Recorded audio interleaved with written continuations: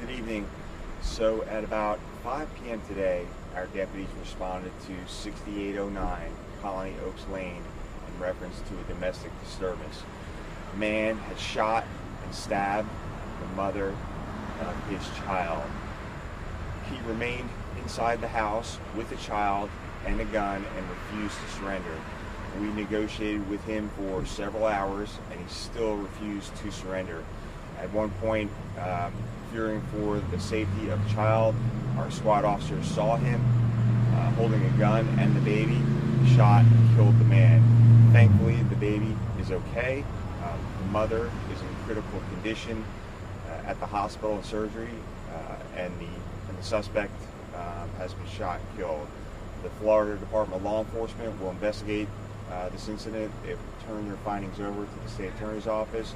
And once they have concluded their review, they will turn it back over to us to conduct our own internal review.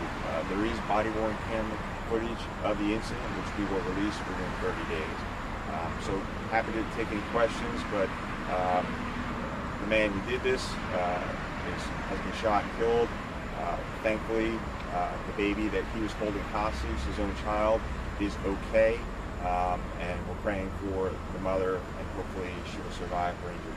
Sheriff, what precipitated before all of this, before the stand-up, the situation between the mom, the child, and the boyfriend? Yeah, so they have a child in common.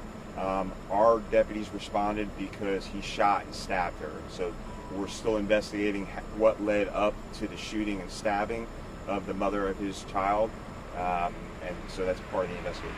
And Sheriff, at one point we thought that everything was going to go okay in the sense of we heard the deputies or SWAT or someone saying, okay, we see you, come on out, you're doing well, and it sounded like there was a negotiated situation there. What happened that it could not have been that way? So we negotiated with him for several hours when our SWAT deputies breached the door because they were in fear for the safety of the child.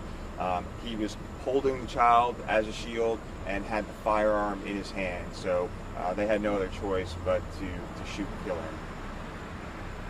Do we have an identity of this man? So I don't have the identity yet. We'll go ahead and give that to you when we confirm his identity and then notify the next of kin.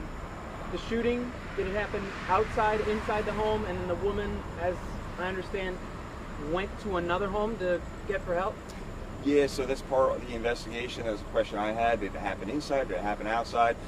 Here's what we do know, that he shot and stabbed the mother of his child.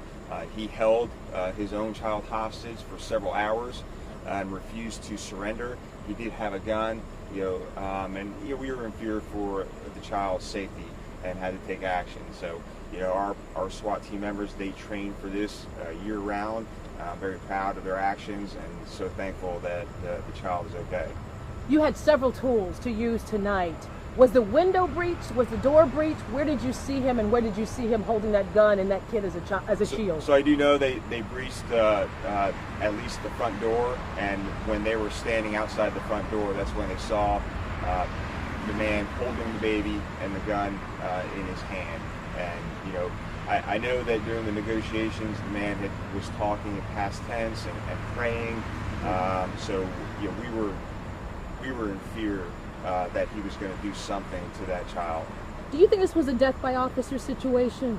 That's part of the investigation. It could be. We're just not sure at this point.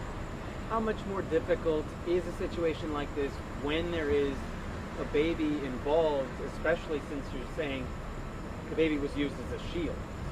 Yeah, anytime a child is involved in these types of situations, we take so many precautions.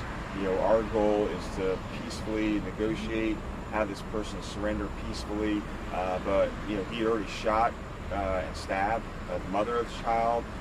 He was making statements that made us fear for the safety of that child, and unfortunately, our deputies had to take that action, but did save the baby's life, so we're thankful for that. How many times did law enforcement shoot him, and did he ever get a round off? So that's all part of the investigation. I'm not really sure how many shots were fired, and not really sure if he returned fire at this point. When you say critical condition, what exactly is that? Is she going to be okay? She's in the hospital. She's in surgery. She's intubated. So we'll find out, and hopefully she'll be okay. Sheriff, there was also some concern that the grandmother of this child, this 3-year-old, showed up at the scene, obviously emotional, I guess was running towards a situation and got slammed on the hood very hard by one of your deputies on a car. Are you aware of that? And can you speak to that? Yeah, so the only thing I'll say about that is that, anytime we have a subject who's barricaded in a house with a firearm, you're going to have to let a law enforcement do their job. And we understand that family members are going to get very emotional. But the last thing we need is a family member going in there and becoming a hostage themselves. Everybody good? Thank you, Sheriff. All right. Thank you. Thank you, Sheriff.